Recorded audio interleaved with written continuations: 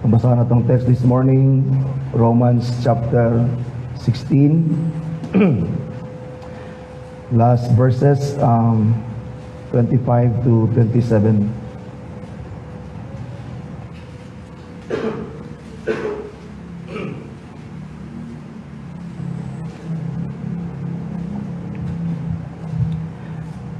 Brothers and sisters, this is God's word for us this morning. Now to him who is able to strengthen you according to my gospel and the preaching of Jesus Christ, according to the revelation of the mystery that was kept secret for long ages, but has now been disclosed, and through the prophetic writings has been made known to all nations, according to the command of the eternal God, to bring about the obedience of faith. To the only wise God be glory forevermore, through Jesus Christ. Amen. May the Lord add His blessing to His word. Let us pray. Amahan, salamat Lord sa imong mga pulong again. Remind me kaganiya even as we read our confession, ang imong scripture, at dinini mo gipadayag ang imong perfect will sa amo, Lord, especially our salvation in the Lord Jesus Christ. Father, we pray that your Spirit will guide us into all truth this morning. Open our hearts, our minds, our understanding, Lord, and let thy word find place in our hearts this morning. Continue to work in us that which is pleasing unto thy sight, Ginoo. Draw us unto you more, diya sa imong pulong, and conform us unto Christ as we receive thy word this morning. In His name we pray. Amen. Let us all be seated. My son.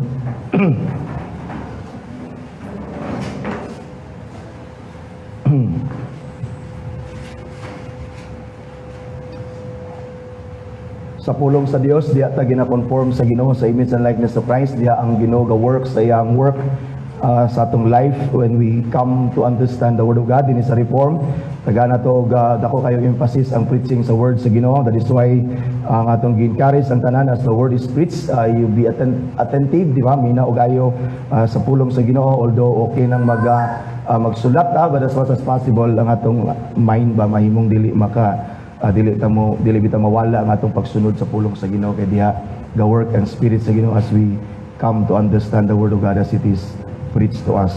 And so this morning, mga igsoon, akong itulan ang message this morning as the Christ-centered gospel. Usay mura bitaw og pareho na sa muhinta nga born again Christian nga redundant, di ba? Ang born again Christian, a Christian is a born again. Ang born again Christian asa usay ato na lang gina-qualify. It is because naghan kayo nga mga professing Christians nga actually di gid born again. That is why musulti ta nga born again Christian, although balik-balik na lagi kay ang born again Christian na siya, ang Christian supposed to be born again na siya. Ang gospel should be Christ-centered. Usaray gospel, there is only one gospel, and that gospel is about the Lord Jesus Christ. And therefore, ang gospel is Christ-centered magida. But because ang gitawag nga man-centered gospel is so prevalent sa atong time karon, we need to qualify. When we talk about the gospel, atong gaklarohon ba that this gospel must be Christ-centered gospel.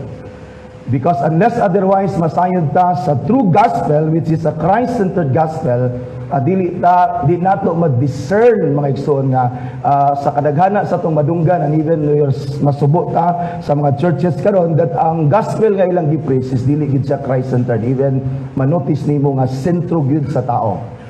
Like for example, last Sunday nakapaminaw ko og wali sa usa sa among churches nga dito may kaniadto ba usa sa mga church planting nila or kauban nila nga mga churches. Tinuod man na daw, we challenge the sinners to come to Christ, and because diha lamang kang Kristo madawat nato ang forgiveness sa sin. Now we have to come to the Lord Jesus Christ despite of who we are. Dagko man atong sala, gagmay ang atong sala, we need Christ. Unsa man atong estado sa kinabuhi, dato man tagpobre, we all are sinners, we need Christ, and we need to come to the Lord Jesus Christ. Sakto na nga mga challenge, and then usay masubraan na nga you need to receive the Lord Jesus Christ, and the Lord Jesus Christ will receive you. And when you receive Christ, Christ will receive you. And then when Christ will receive you, He will bless you. He will, di ba, ipanalanginan ka sa Ginoo, ibayaw ka sa Ginoo, i-exalt ka sa Ginoo. And later on, at the end, ang gospel is mahimong centered na gid sa tao.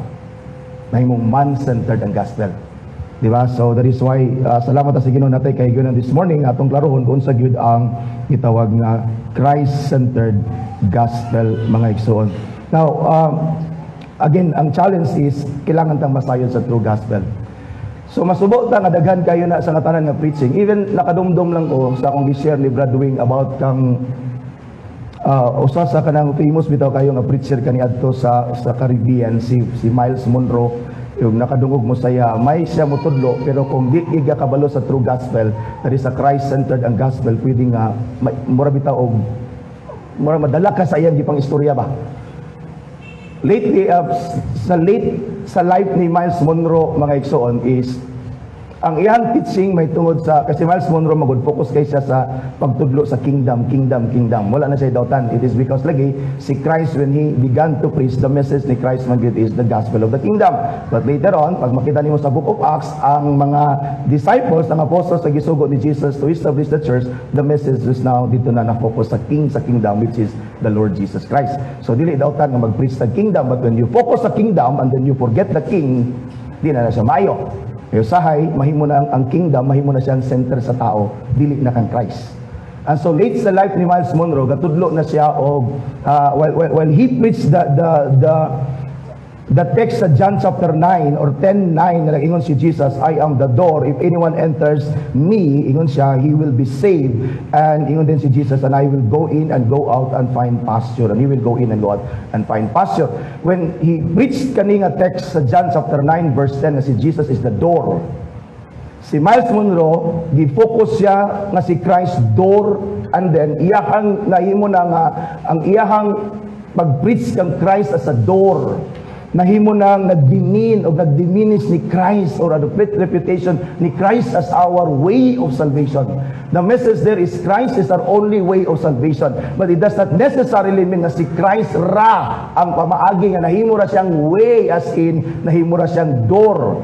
Gi-emphasize gid niya sa iyang message na si Christ door ra na siya. Na walay tao nga mosulod sa balay, ang tao wagi maginagdoor sa balay.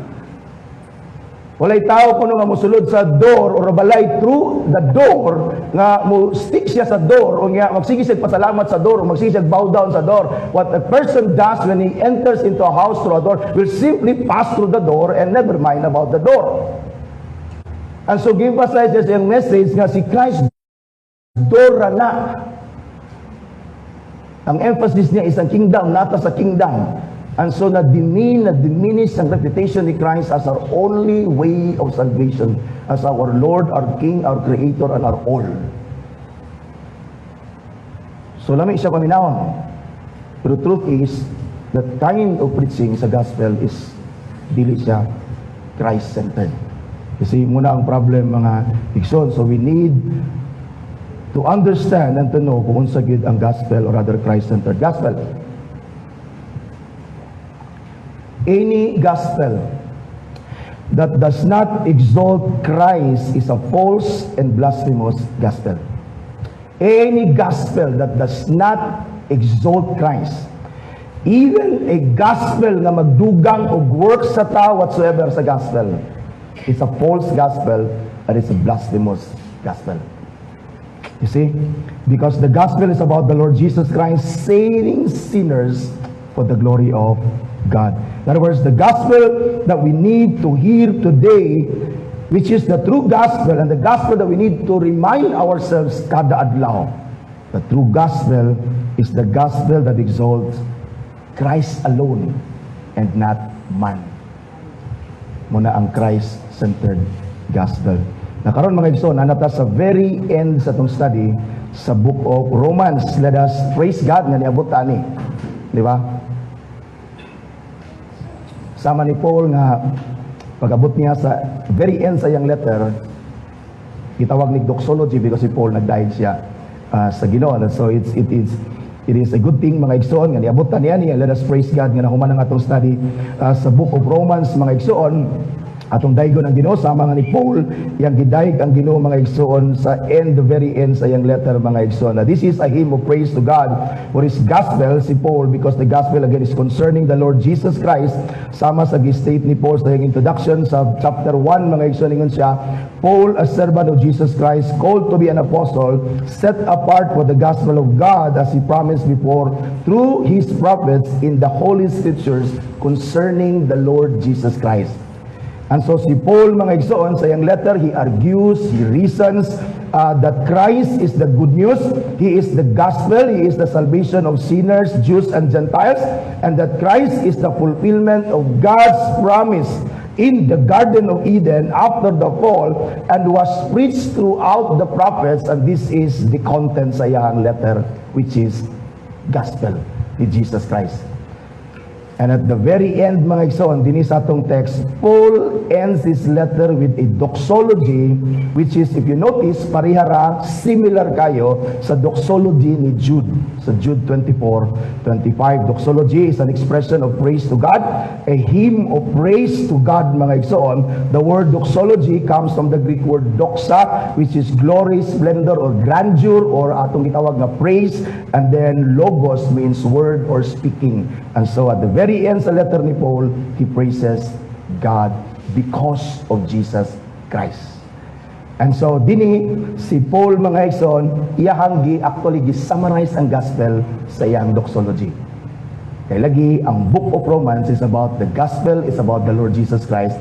And then pag-abot sa last niya nga end sa iyang letter, he praises God for Jesus Christ. There are three things nga atong i-notice this afternoon, this morning, atong tagagpagtagad. First is si Paul, he praises God for Jesus Christ as the power of God in the gospel. Second, the wisdom of God in the gospel. And finally, the glory of God in the gospel. Kasi manotice nimo that si Christ ang gospel. You see? And so he praises God for Jesus Christ first as the power of God in the gospel. Verse 25, tanawa. Now to him that is God, to him who is able to strengthen you according to my gospel and the preaching of Jesus Christ. Now the word able diya, mga igsoon, is the Greek word dunamai, which means can or be able to do something, or capable, strong and powerful. This word is related sa word nga dunamis, which is power and strength. And then damo nagigamit ni Paul sa Romans chapter 1 verse 16 that the gospel is the power of God, dunamis. Power, dunamis means ability or power. The word dunamai kanigigamit din ni Paul nga able, that is used 200 times sa gitawag og New Testament. When used of God as it is used here, now to him that is God able, when it is used to God, it indicates the ability of God. The ability of God. Daghan mga tao, mga igsoon, nga naa sila'y abilidad nga, mga extraordinary kayo nga mga abilities. Ako, artist man ko, daghan ako gagapainting ko sa una, o mga oil paintings, na ako yung mga portraits sa una. But even now, bisag dili na ako gapaint, akong magtanaw gani ko na yung mga artist nga magpaint, manganga ko ba, murag bitaw, murag malipay ko magtanaw, ma-enjoy ko, kung kapuyan ko magtanaw ko mga paintings. And then makita nimo nga nay mga tao nga grabe ka extraordinary ang ilang talent when they paint. Grabe jud ka realistic ba, gitawag na siya realism na painting. Sila ability nga mo create og art that is murag makita nimo nga murag isang picture tinuod di kayo. Daghan mga tao nga nay kalain-lain nga mga abilidad nga mangangha ka sa ilang abilidad because wala sa atoa. Even kung natay abilidad, mas mangangha pa kita sa ila because naging sila extraordinary ability nga ma-accomplish nila kana nga mga butang. Asay kung magtanaw ta sa kaning gitawag sa Amerika nga mga Navy SEALs, bitaw mga Special Forces sa Amerika, grabe ang ilang training that when they conduct a mission to rescue people sa mga dangerous kayo nga mga places, makita nimo nga ma-accomplish nila ang ilahang gitawag nga mga missions. It is because na sila'y ability anak nga mga butang nga magtrabaho.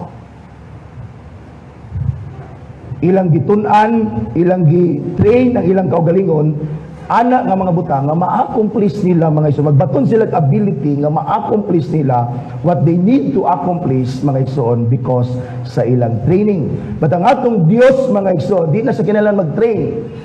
Di na sa kinahanglan mo gain og ability. God Himself has the ability and the power to accomplish what He plans to accomplish and purpose to accomplish. The ability of God is the power of God to accomplish His will. That is why ang King James Version nag-translate sa word nga ability sa atong text this morning as into, or rather translate nila as power of God. Now to Him that is God that is of power. I-translate nila ang ability as power or able as power. Now when we think of the ability of God and the power of God, think of the power and ability of God, we cannot think of anything na dili mahimo sa Dios.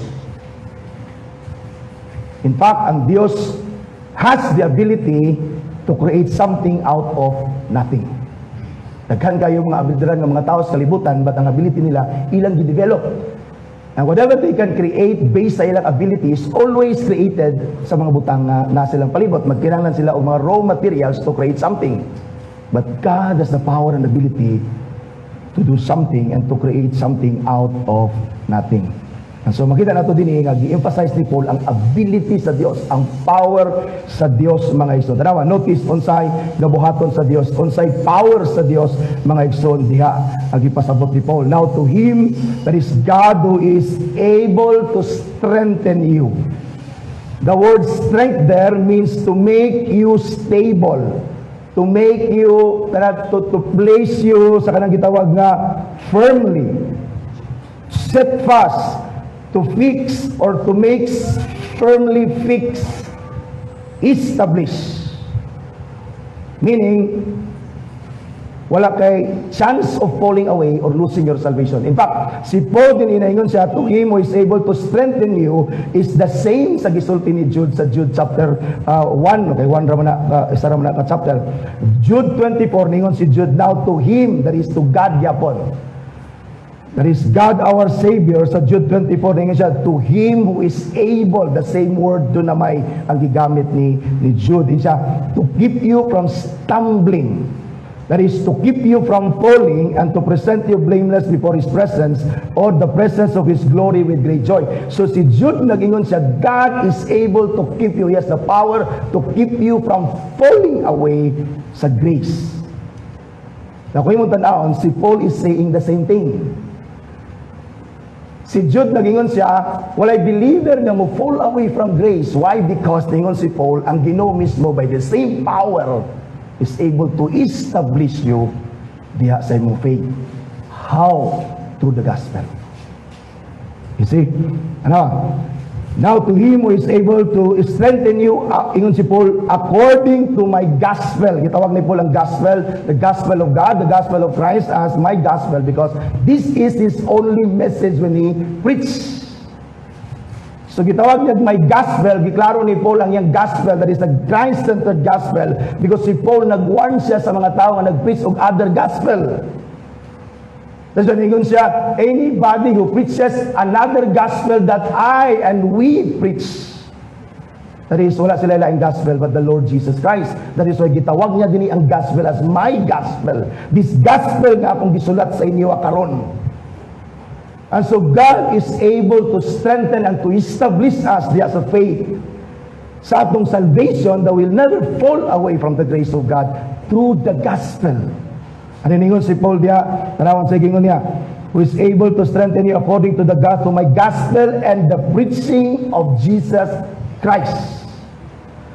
Now here si Paul pwede siya nagpasabot that the gospel and the preaching of the Lord Jesus Christ could be preaching concerning Christ, which is the substance of the gospel. Or pwede po, the preaching of Christ, the preaching of Christ. Christ was also preaching the gospel. So pwede si Paul nagpasabot that this preaching of the Lord Jesus Christ or the preaching of Jesus Christ could mean the preaching concerning Jesus Christ as the substance of the gospel, or the gospel that Christ Himself preached. But whichever ang meaning is, the point ni Paul is the gospel is Christ. That is my gospel. The preaching of Christ. My gospel is the preaching of Christ. My gospel is the preaching that Christ preached. That is the message of the Lord Jesus Christ. Tanawa.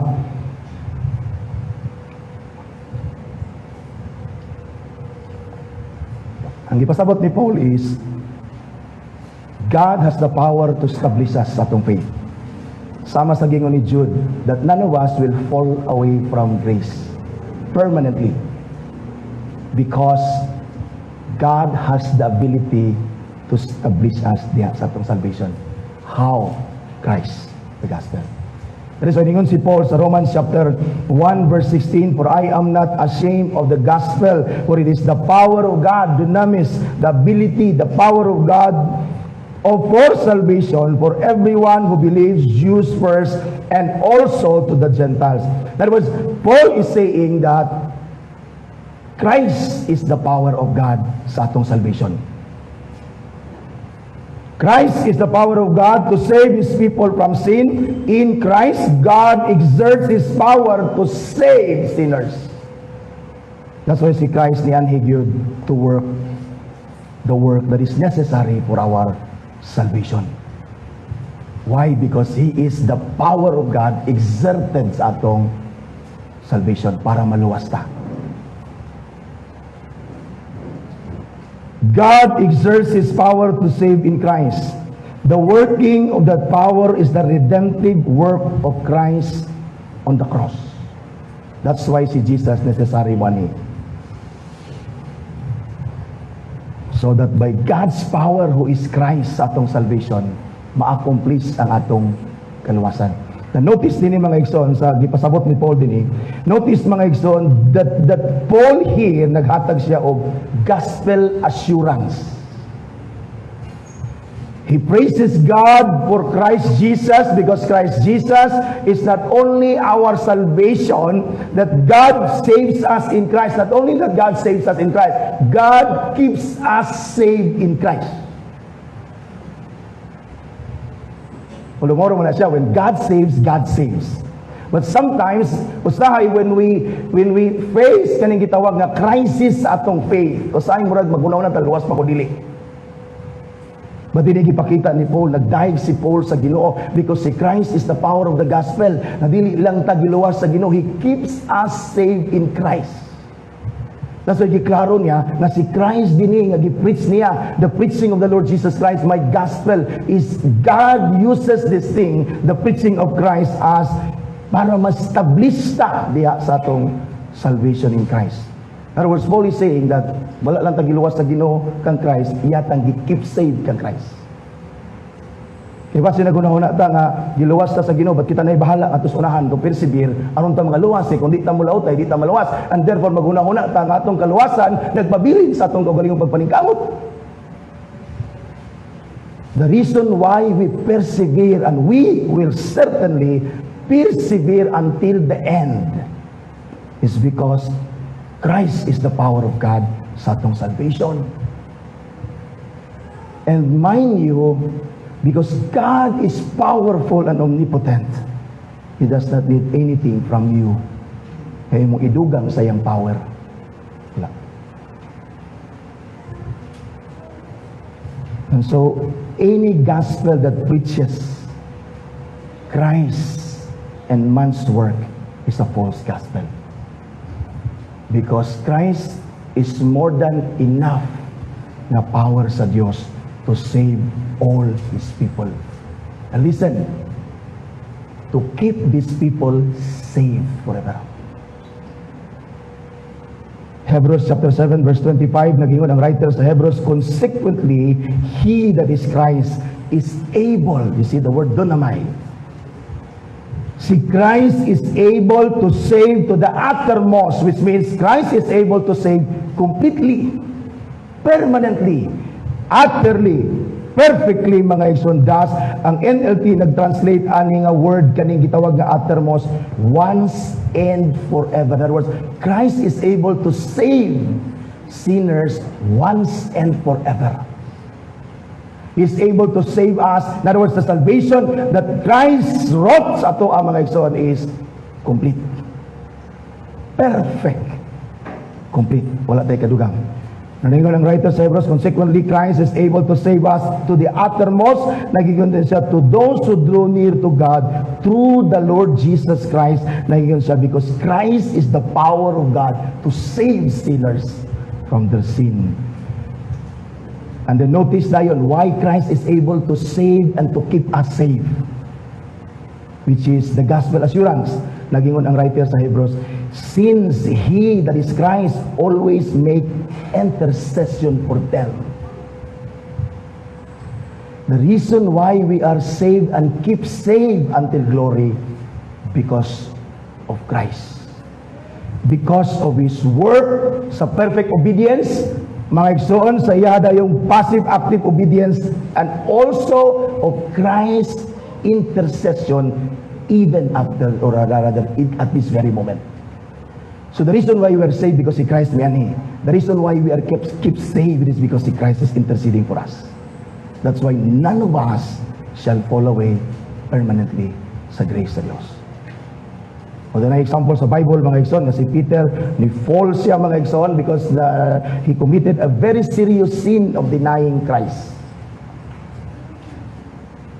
Manasayod man ta na si Peter na restore, si Judas nakakommit og the same sin against Christ.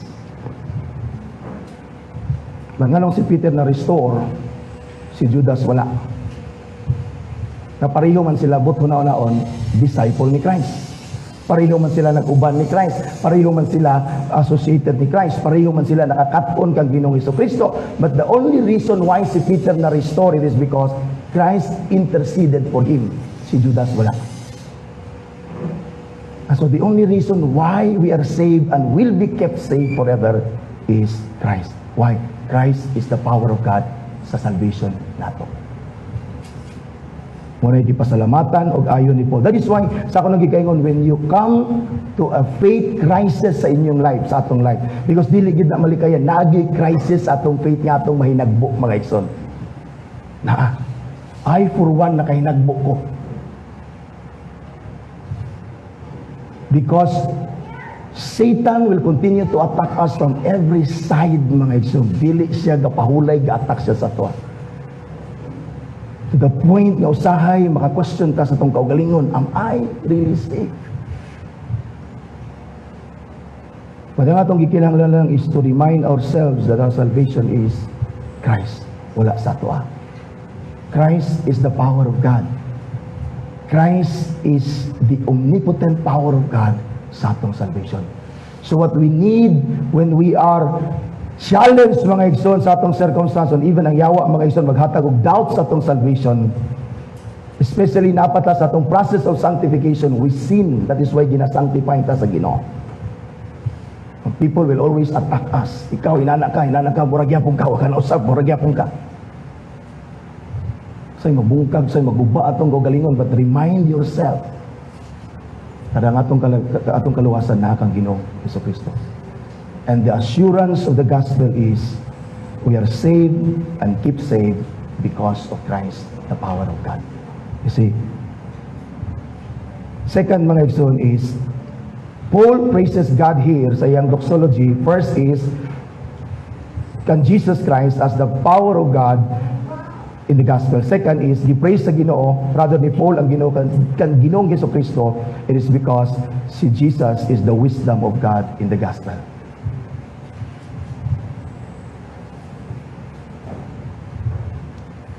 Now to him, naingon siya, is able to strengthen you according to my gospel and the preaching of Jesus Christ, then according to the revelation of the mystery that was kept secret for long ages, but has now been disclosed, and through the prophetic writing has been made known to all nations according to the command of the eternal God to bring about the obedience of faith, to the only wise God.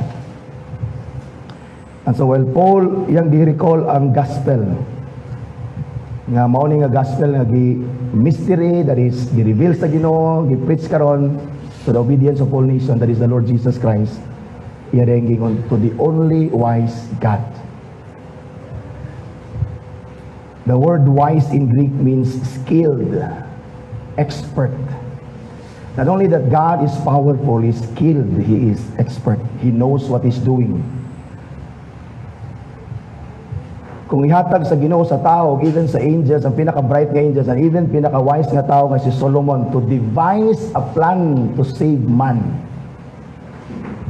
walay maka-devise sa atong plan to save man. Kung ihatag sa Ginoo sa imong kahigayon, how are you to be saved? Saan mo pag-save sa imong self? Or how are you to devise a plan na maluwas ka? Or maluwas ang tibok tao sa kalibutan? You see?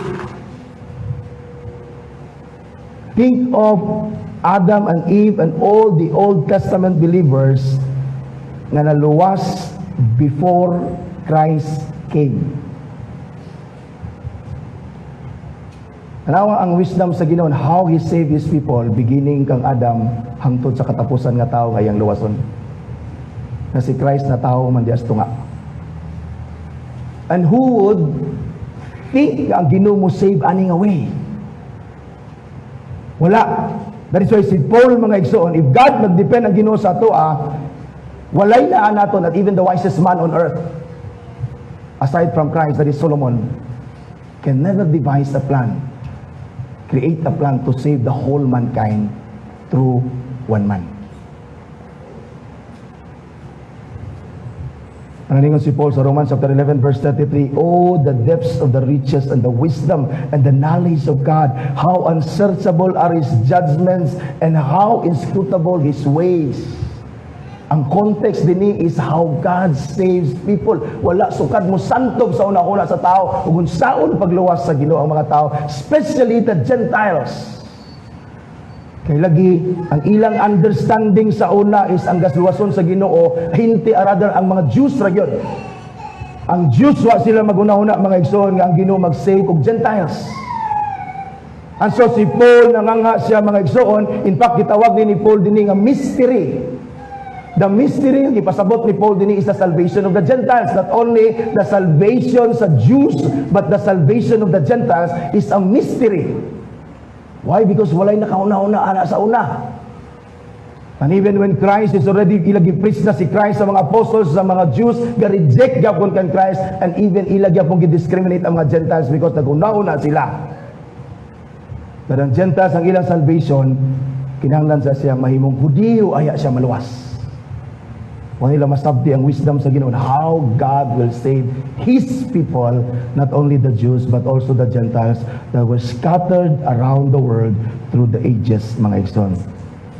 God is able to save sinners through Jesus Christ, and this is the gospel of Paul. And this gospel that sinners are saved through the Lord Jesus Christ is nothing new. This is din sa pag-o.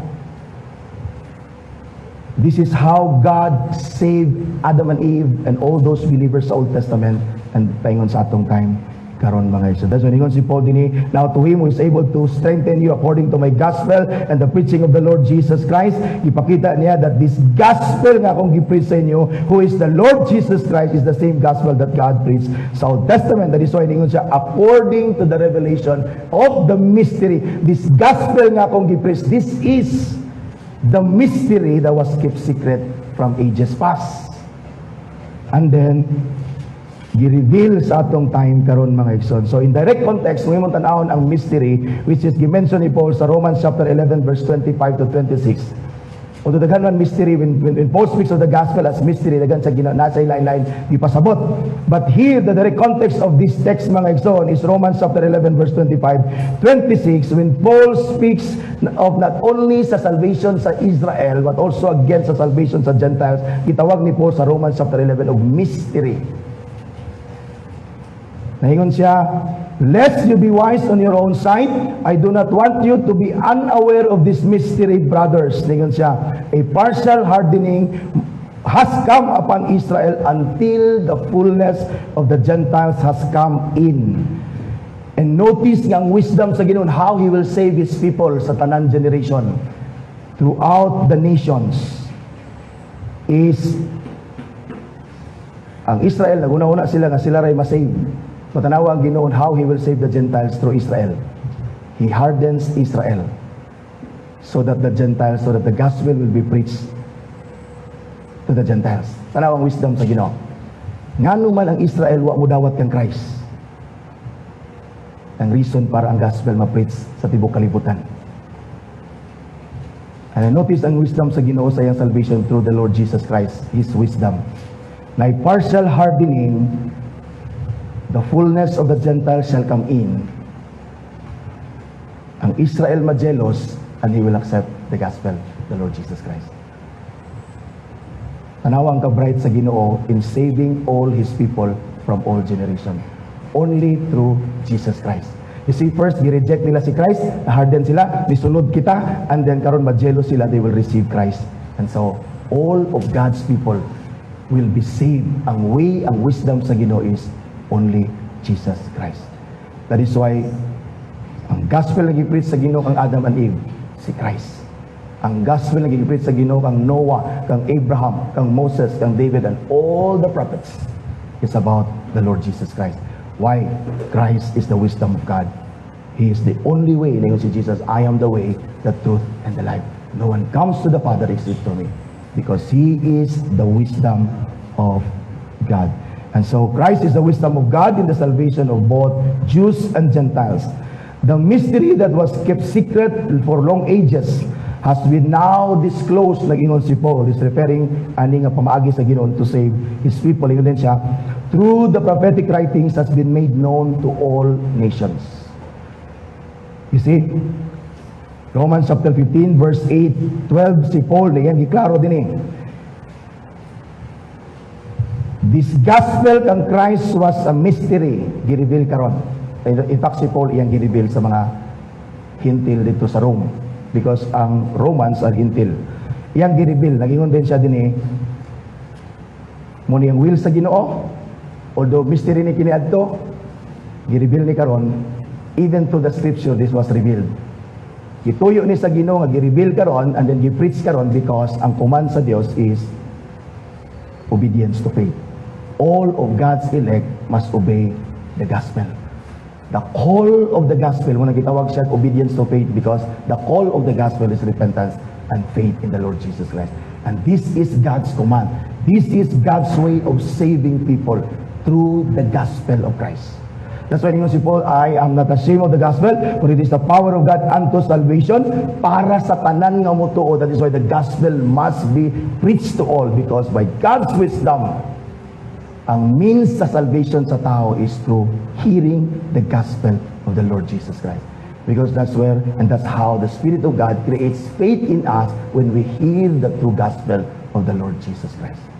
That's why kining a mystery which is made known, rather which is kept secret from ages past, long ages, i-reveal karon to the prophetic writings and has made known to all the nations even sa atong time karon mga igsoon. And this is why si Paul sa Romans chapter 15 verse 8 to 12 nag-quote siya daghan kayo Old Testament scriptures about Gentiles. It is because even the prophets sa kaniadto, even ang Ginoo, nag-preach na siya kang Abraham that through him and through his seed, all the families and the nations of the earth will be blessed. Even si Isaiah nag-preach about Gentiles becoming God's people. Egypt shall become God's people. Diba? Syria shall become God's people. No wonder nga ang when the gospel is preached mga igsoon, nagkayagaw man din sa gitawag og sa Roman Empire, pero din sa Alexandria is ang gospel is pure. Egypt nahimong katawhan sa Dios. Why? Because ang way sa Ginoo of saving His people throughout the world and throughout generation is only by Christ Jesus. And the preaching of the gospel concerning the Lord Jesus Christ. And so, dini mga ison, manotice nato dini that Christ is the wisdom of God in the salvation. Muna ingon siya sa 1 Corinthians chapter 1 verse 30 to 31. And because of Him, that is, you are in Christ Jesus. That is because of God, ngayon siya, has the wisdom, mga iso, display this wisdom in Christ. Because of God, you are in Christ Jesus, who became to us wisdom from God. Righteousness, sanctification, and redemption, so that, as it is written, let one who boasts, boast in the Lord Jesus Christ, mga iso, because Christ is the wisdom of God to save His people throughout the generation and throughout the world, mga igso. Now, kung magunahon ka nga napay lain paagi nga maluwas ka. Because there are many who preach mga igso that there are other ways na maluwas ang tao. Kung magunahon ka inana, sayop ka. Wala na lain paagi nga maluwas ang tao. Because Christ is the only wisdom of God on how to save sinners. See? Ito sa itong final point, mga ison. Our final point karon na buntag is Paul praises God first because he praises God for Jesus Christ as the power of God in the gospel. Second is the wisdom of God in the gospel. And finally, he praises God for Christ Jesus as the glory of God in the gospel. Naingon sa dinhi, now to him, diya sa verse 25, and the following diya nga sulod sa verse, paingon sa verse 27, the following diya nga content mga igsoon, ana nga mga verses is simply according to the gospel concerning the Lord Jesus Christ that was preached karon mga igsoon, even sa ato karon. Ningon din siya, now to him, verse 27, lakbay ta, to the only wise God, ningon siya, be glory forever more through Jesus Christ. Amen. And the word through diya mga igsoon kata, which means could also mean in Christ, by Christ. In other words, God is glorified in Christ. The gospel that is man-centered and does not exalt Christ is a gospel that never glorifies God. The glory of God in the gospel is the Lord Jesus Christ Himself. John chapter 17 verse 4 sa high priestly prayer ni Jesus, naingon siya, I glorified you on earth having accomplished the work that you have gave me to do. Si Jesus, nagingon siya, gi-glorify niya ang Amahan sa work na iyang gi-accomplish. What is that work? Redemption sa katawhan sa Dios, which is the gospel.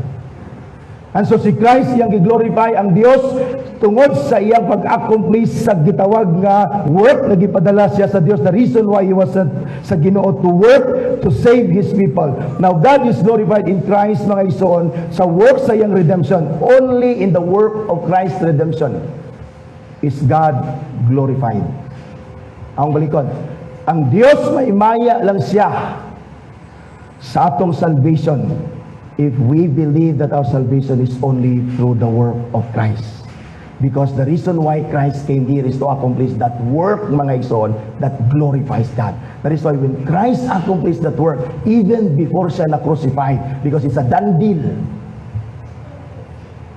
tingon siya, I glorified you on earth, having accomplished the work that you have gave me to do. God is glorified in Christ's work of redemption. That is why any gospel or preaching of salvation that does not herald the work of Christ alone does not glorify God. For God is only glorified sa finished work ni Christ of redemption. A man-centered gospel takes the work of Christ lightly, and therefore God is not glorified sa any gospel na naisagol tako. Kaya ang kahimayaan sa Diyos, nara kang Christ sa iyang pag-accomplish sa work of redemption. Hebrews 1:13, He is the radiance of the glory of God and the exact imprint of His nature, and He upholds the universe by the word of His power and making purification for sins. He sat down at the right hand of the Majesty on high. Apart from Christ, God has no glory in whatever preaching atong i-preach concerning the salvation of man.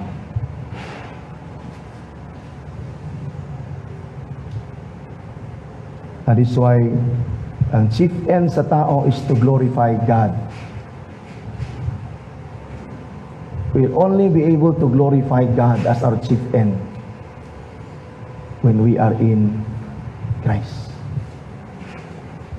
Although there is the chief end of man, but none can live his life for the glory of God as his chief end unless you are in Christ. Why? God is only glorified in Christ. And the reason why Christ accomplished His work of redemption nato is to glorify God. That is why apart from a gospel that preaches only Christ, walay glory ang ginawa na.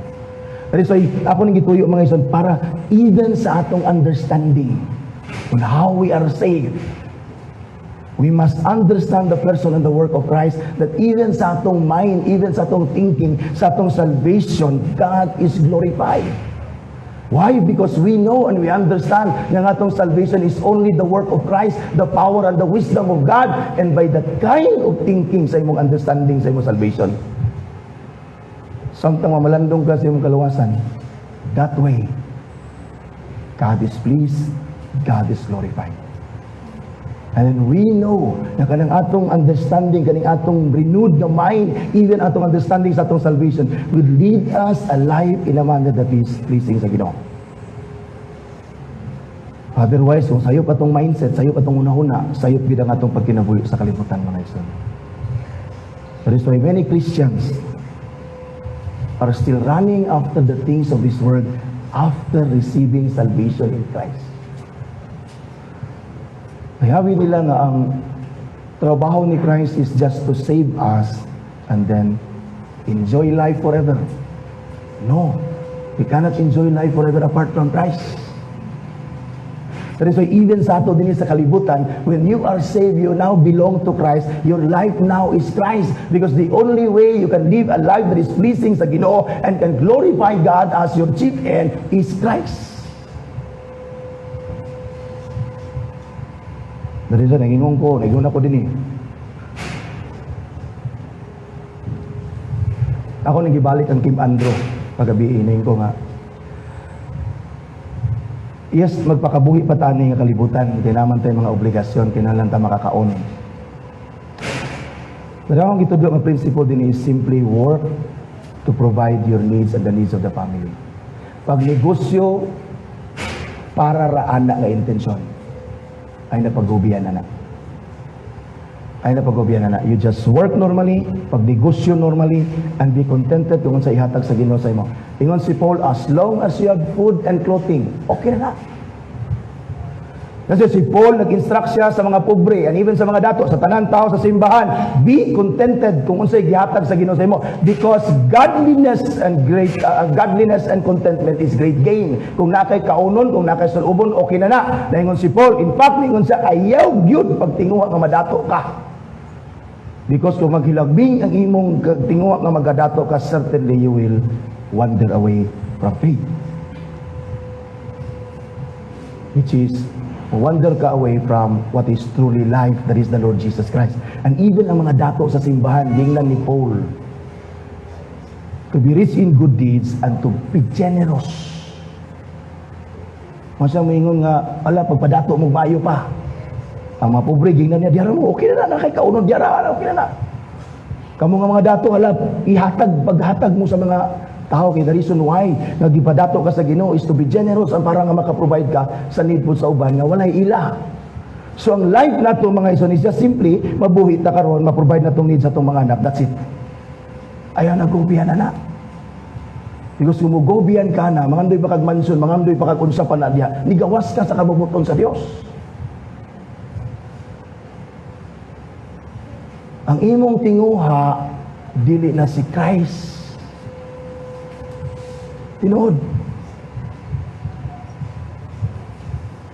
Naluwas ta tungod ni Christ. We are united to Him forever. The reason why we are saved and why we exist for all eternity is Christ alone. And so, trabaho, pagnegosyo, normal lang, di rataman. Ayaw na palabi. Ang importante, makapangalagat ka sa Ginoo, sakto. Kasi, na yung mga tao, mawala na sila sa pangalagat sa Ginoo, kaya ilang tinguha, bisang ilang ipang post, puro na mga inani, mga butang na, di na mo makaplagan sa simbahan. Muna nagingon ko din sa una pa ko nagingon din, ayaw gyud mo pag-apil o kanang negosyo nga networking. Bisan pag unsa pa na nga sabon, paputi, kapi, basta networking, ayaw apil. Nagingon ko din ayaw. Because any marketing strategy and networking is di maayo na strategy. Luoy kay magsunod anak. Kung nagibawal na ko din nga, na din nga mag-networking. Walay mag-networking din sa simbahan.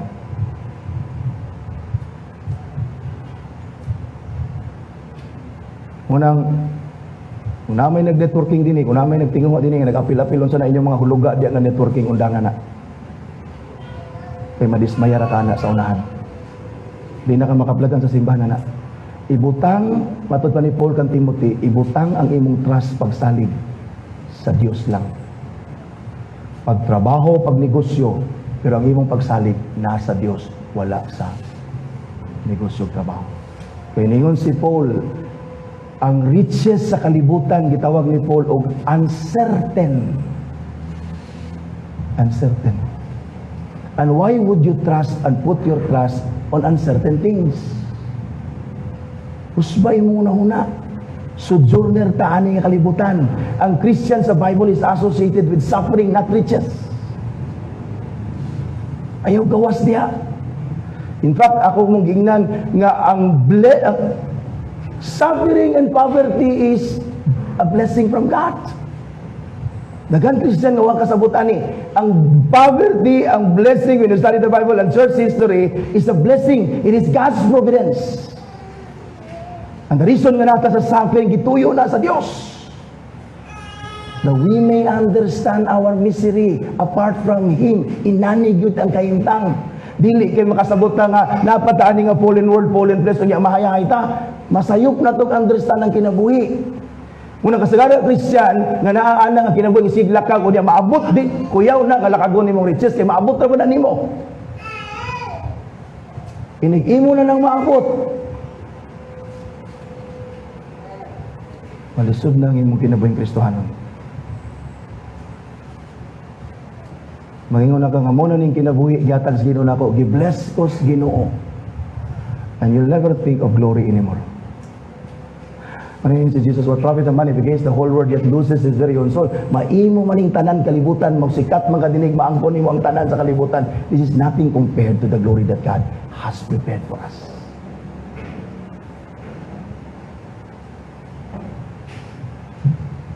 Godliness and contentment is great gain. Ayaw. Because na ako'y kakakita din nga, di na ako halos kakitan sa simbahan. Tungod anang butanga. Ginsan ako pagkabalo. Mark Zuckerberg. Unahin ko, in the abundance of your heart, your Facebook post speaks kung sa'yo nasa mong heart. Pero masalamat ko sa Ginoo, ako na makitan because I prayed for you. I prayed for you. May lagi mag-glorify lang ang Ginoo sa tuwa. Diya lagi sa tong union ni Christ. Usay magunahuna ta nga ang union nato ni Christ madato ta. Dili. Dili. Kanayon ko, ayaw sige claim, ayaw sige paabot. Ang damay mong kagalingon to suffer for Christ. Because diya kadadon sa providence sa Dios. Because when we suffer, the more ta nga mo dikit ni Christ. And the more we suffer, not only kagidikitan ni Christ because of Christ, the more God is glorified when you persevere and when you endure sa imong sufferings. Now think otherwise. Sa imong kahayahay, kung niadam lang, kung mahayahay na ka, madato na ka, magpuyo na kagpalasyo, una-una na klase nga lang. Even kung moingon ka for the glory of God, your heart will never be diya sa Dios. Because si Jesus nag-ingon na siya, you cannot serve two masters at the same time. Basahin mo yun ta, dili lagi. Ang kwarta, dili na ko na master. Ako mo iyang master. Dili, kay mas dako man imong kwarta sa imo. So pag dako na imong kwarta, siya na imong master. Dili lagi. Kay kana gani imong gamay, gamastiro na gani kasi imong kwarta na nga gamay pa. Samot na nga ang imong kwarta, dako na. Ikaw na i-master ana. Because ang atong heart is deceitful. Dali sa kung imong tanang, kung naman gidato sa Ginoo ngayang mga lagad pipilara. Na purpose. Majority. Listen. Even Christ. So, yan mo to si Jesus para madato ta. Dili. Madato ta sa spiritual, but mapubre gyapon ta. Kaya nga nung madato man ta sa physical nga si Jesus di man. Ang mga apostles, wa man. Paminaw, ako ning balikon, I'm not against riches. But I'm against, as the Word of God says, you run after riches and you wander away from faith. That is my point. Because akong balikon, if you understand that your chief end is to glorify God, imo na nang ma-accomplish ang Christ. Because Christ is the glory of God in the gospel. My son. Romans chapter 11 verse 36, for from Him and through Him and to Him are all things. To Him be glory forever. That is the Lord Jesus Christ. Si Judah yan sa 25 yang gitiwas, to the only God, tingnan si Paul, to the only wise God. Tingnan siya, to the only God, our Savior, through Jesus Christ our Lord, be glory, majesty, dominion, authority before all time, now and forever. Amen. I hope masabtan mo that to Him, through Him, and for Him are all things, including you. Including you. That is why, listen, God is glorified in your salvation. If your salvation is Christ alone. Ang malikon, God is glorified sa imong salvation. You are saved now. God is glorified. If your salvation is Christ alone. Because apart from Christ, why glory and no. God only saves when Christ-centered gospel is preached. For Christ in the gospel is the power, the wisdom of God for the salvation of sinners. Thus, a gospel without Christ cannot save and does not glorify God. That's why si Paul, mga igsoon, sa iyang itawag na doxology, nidaig niya ang Diyos. Because ang content sa iyang letter is the gospel about Jesus Christ. I-summarize niya ang gospel na si Christ ang power, si Christ ang wisdom, si Christ ang glory sa Diyos. The Christ-centered gospel is the gospel that exalts Christ as the power, the wisdom, and the glory of God for the salvation of sinners. That is what the book of Romans is all about. In fact, the whole Bible. From Genesis to Revelation and everything in between is about Christ the power, Christ the wisdom, Christ the glory of God. And this is the gospel that we need to preach to others and to ourselves daily.